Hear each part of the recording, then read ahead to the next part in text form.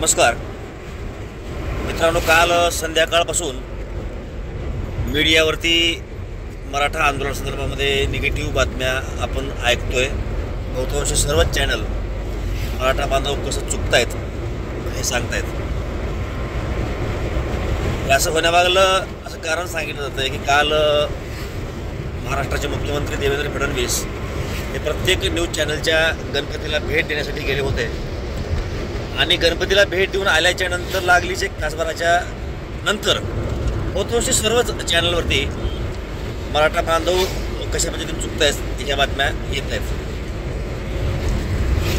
एक विषय की ते जे दाखवत आहेत ते बरोबर आहे, फक्त विश्लेषण थोडंसं ते ॲडव्हान्समध्ये किंवा चुकीच्या पद्धतीने करत आहेत। त्याचबरोबरीनं मराठा बांधवांची हुल्लडबाजी चालू आहे हेही खरं आहे।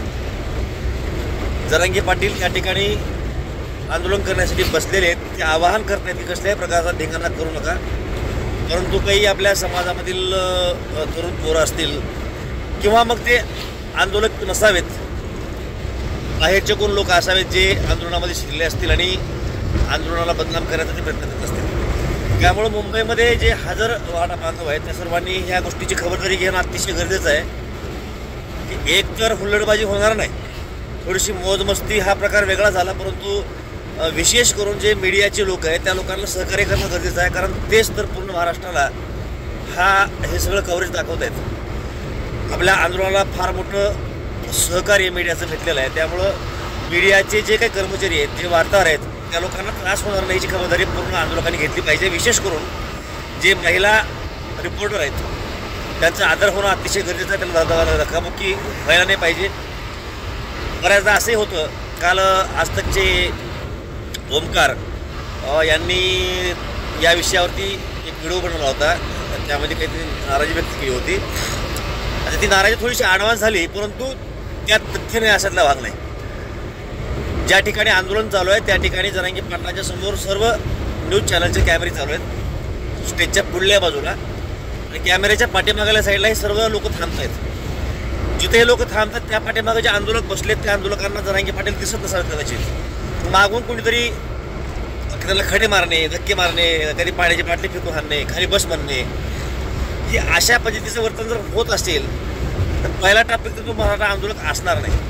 कारण मराठा आंदोलनाची परंपरा आहे, मराठा समाजाची परंपरा आहे की अतिशय शिस्तीमध्ये आणि शांतताप्रिय अशा पद्धतीचे हे मोर्चे आत्ता पण निघालेत आणि आज आपण मुंबईमध्ये पहिल्या वेळेस इतक्या मोठ्या संख्येनं हजर आहोत।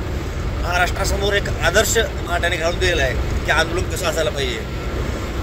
ते मराठे अशा पद्धतीने वागतील असं वाटत नाही, परंतु ते कोण आहेत, जर आपल्यामधील कोणी असतील तर त्यांना बाजूला काढा, त्याला विनंती करा आणि गावाकडे पाठवून द्या, त्याला जाण्यासाठी विनंती करा। तर ते आपल्यामध्ये नसतील तर त्याला पकडा आणि पोलिसांकडे स्वाधीन करा। कुठल्याही नेत्याला त्रास होणार नाही, मीडियाला त्रास होणार नाही अशा पद्धतीचं खबरदारी पूर्ण आपल्या आंदोलकांनी घेणं अतिशय गरजेचं आहे।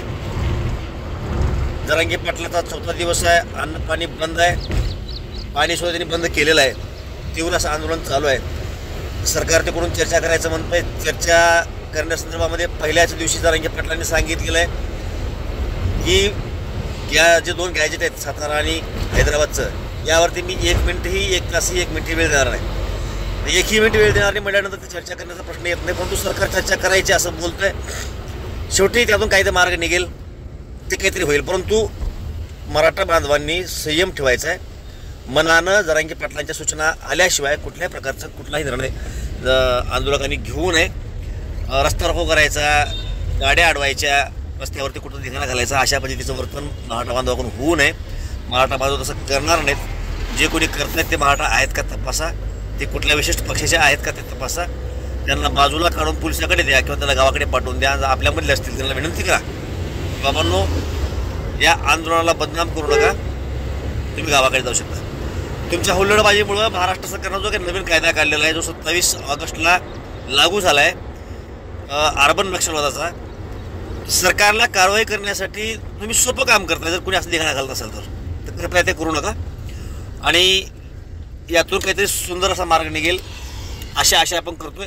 किमान मराठवाड्याला आरक्षण भेटेल अशी परिस्थिती निर्माण झालेली आहे।